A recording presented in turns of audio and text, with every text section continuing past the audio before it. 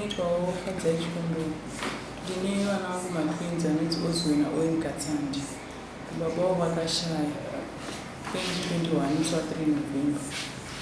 Saka ndedambudziko revana vangu havatauri but vanonzwa. Saka ndambozama kupinda navo kunana parenyatwa nekugoma. Kuparenyatwa vakanditi vekugoma vakanditi zvoni vana vari hyperactive plus vane autism. Saka ndikazoenda paSt Giles vakanzi nemapsychologist kuti vari hyper plus vane autism. Saka vakwanisa kudzidza paSt Giles vaende Batsirai kuDzivarasekwa. Saka ndokwavakazoona social welfare kuvabatsira nekuvabhadharira school fees 400 vese vari 2. Vari vabatsira bhadhara 400 US school fees. Saka ndashayawo mauniform yevana ekuenda pachikoro nekuti vana avo vaende kunoitwa scan yethroat kuSouth Africa.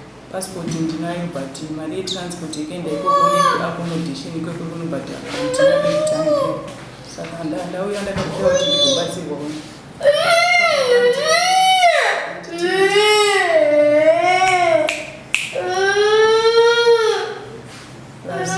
Chikafu zvirikundinetsa kuti vakwanise kuvachengeta. Vana vacho vakafa nenzara vanorova madziro, vanohedha madziro vachizvimba kumeso.